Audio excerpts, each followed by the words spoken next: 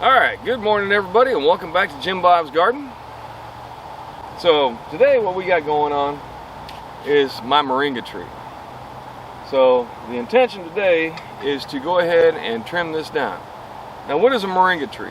Moringa tree produces leaves that are highly nutritious, very good for you. It's like one of the great superfoods supposedly. A lot of people will dry the leaves, put them into powder. Other people eat the leaves in a salad or just straight up. Some people like eating the seeds and the seed pods. It's supposed to be very, very nutritious tree.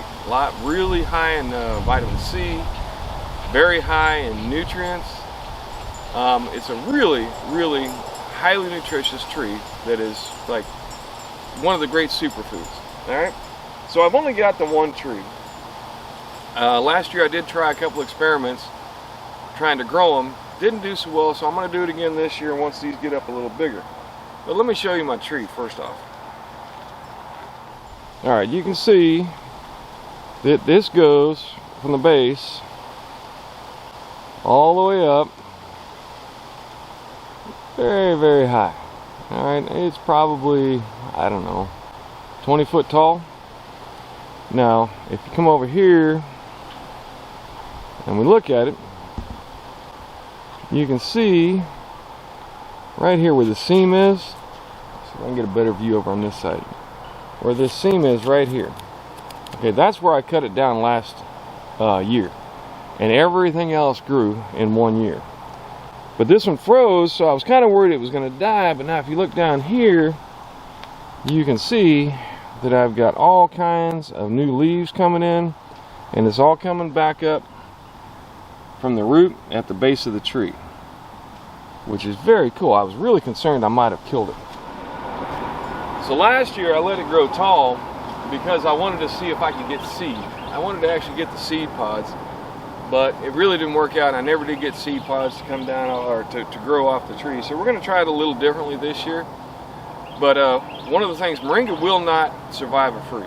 Well, all right, let me rephrase that. It will survive a freeze, but the upper branches will not. All right, so had I cut this to here, I would probably have sprouts coming up like I did last year. One of the things they tell you, which I did do last year and it worked out pretty well, is like in the fall, after your first freeze, when the leaves drop, to go ahead and cut it down to a short level, and then you'll get sprouting coming back from either the base of the tree or the upper portion of the tree. As long as the ground itself doesn't freeze, I think you're fine. And you can grow these, like I said, a huge amount of growth in 1 year.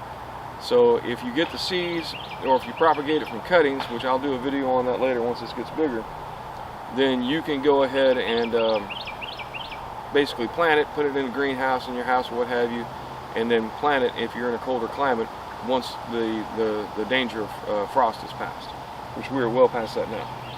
So what we're going to do is we're going to go ahead and trim this back a bit and get it knocked back down to size.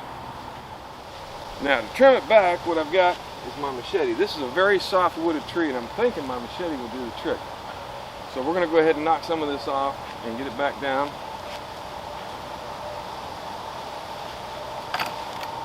First I'm going to try and take some of the branches off.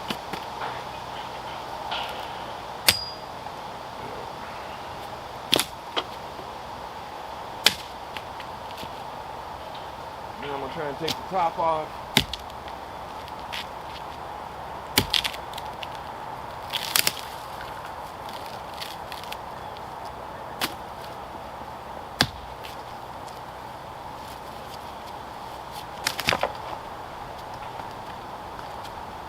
Now my machete has a sawtooth edge, so I think the base of it I'm going to saw. I do want to look at something. Yeah, if you look at this right here, you can see there's not a lot of life up in here. It's all soft and dead. So that top portion would not have grown back. But it also makes a very, very good compost or an excellent chop and drop plant. All those nutrients will go down into your soil, and it's very high in calcium, supposedly higher in calcium than oranges and higher in nitrogen, potassium than bananas. So I'm going to go ahead and I'm going to try and chop this about here. Hopefully my saw will go through it. Oh yeah.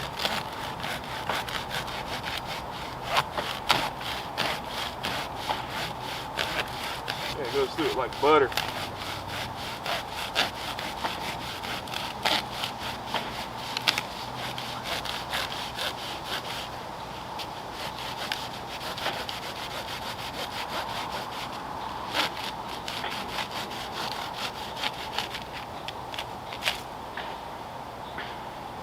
There.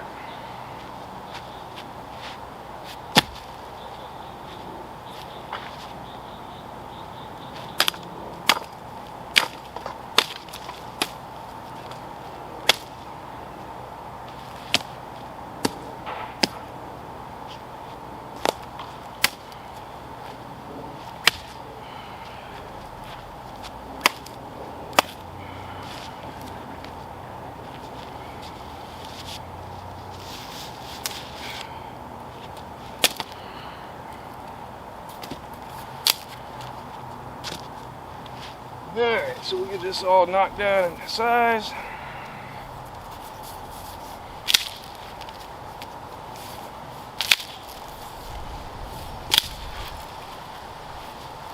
The old knee saw.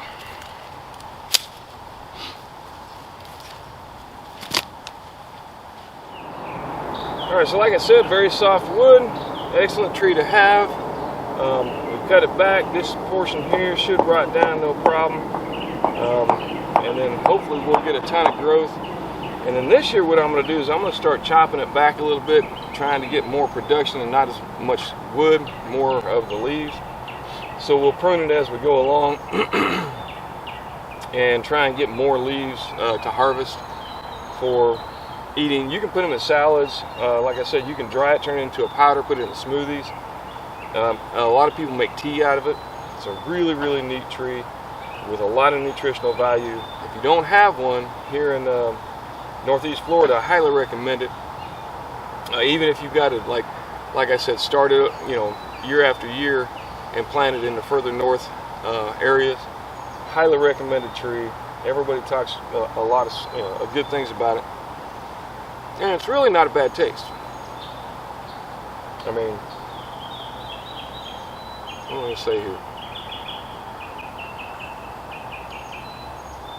Tastes kind of like spinach or basically any other leafy green. Not a huge amount of taste to it, but it's supposed to be really, really good for you. So once again, I highly recommend it. All right, so that's what I'm doing today.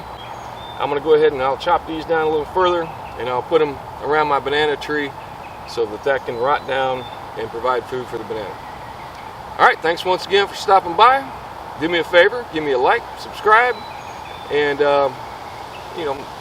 let me know what you think. Tell me, how you do your moringa trees. Otherwise, like I said, thanks once again, and grow something.